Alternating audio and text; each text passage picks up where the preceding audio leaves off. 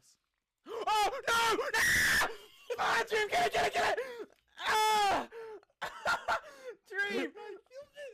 No! Ow!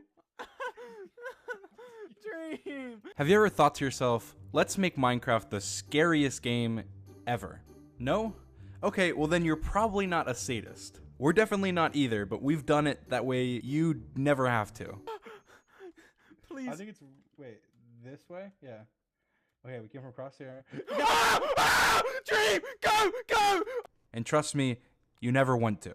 Now, we've actually been planning for this for months, and we bought the parts back in November, but we ran into a lot of trouble actually trying to get it done. So here we are in January. And then yesterday, somebody posted on Reddit exactly what we've been trying to do, saying they had done it.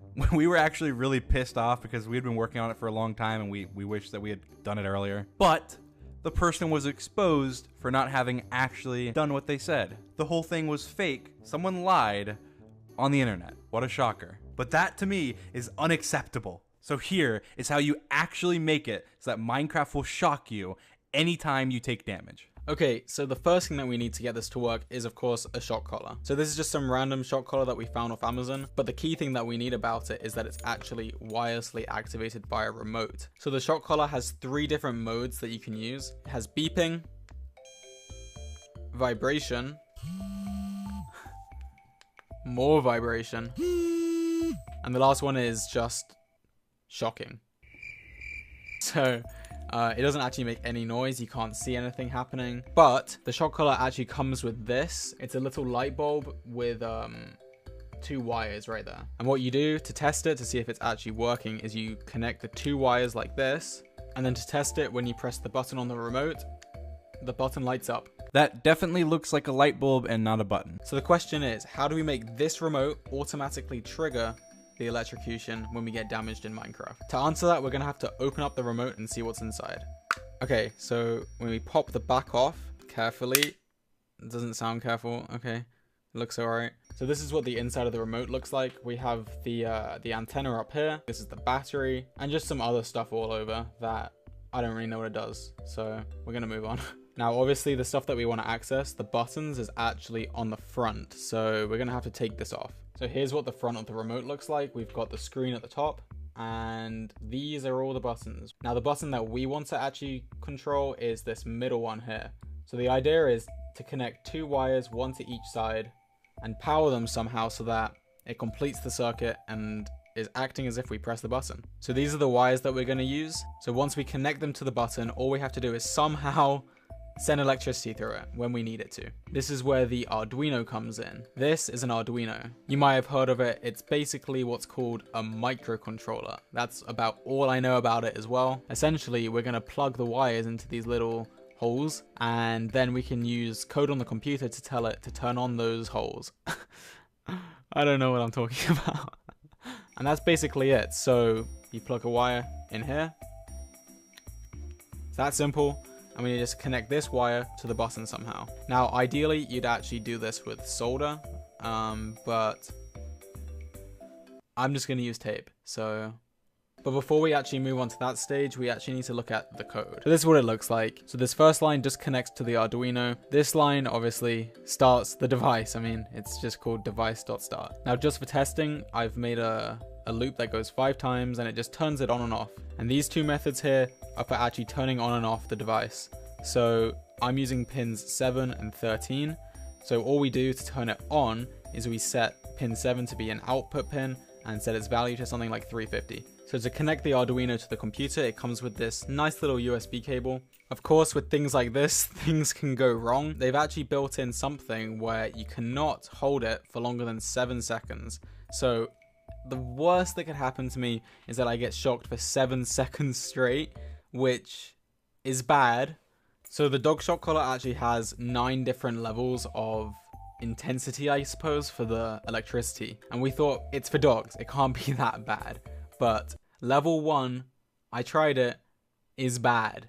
So we will not be going any more than level 1. I'm serious. Level 1 is bad. Alright, so now to do this, we're going to get our cables and plug them in. Alright, so my code's actually running. So if we take the 2 wires and touch them to either side of the button, hopefully we get a beeping.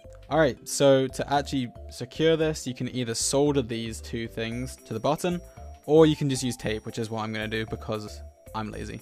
All right, so after like a long time of messing with this stupid tape, basically I finally got it to work. So here it is. It looks kind of messy, but if I run my code, it's gonna start beeping really loudly until it actually connects, and then on off like this. And you can see it actually working. The little light is flashing in the top corner, and it's pretty cool. So the next question is, how do we actually sync this up to work with Minecraft?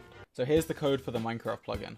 I'm not going to bother explaining it too much because it's kind of complicated, but basically this method here runs when the server starts, and we have to register the events, which basically allow us to listen for when a player takes damage. So right here, it's listening for when I take damage, and when I take damage, it just runs the shock method. It turns on the device, we wait for 100 milliseconds, and we turn it off. Now, just one more thing to mention about this.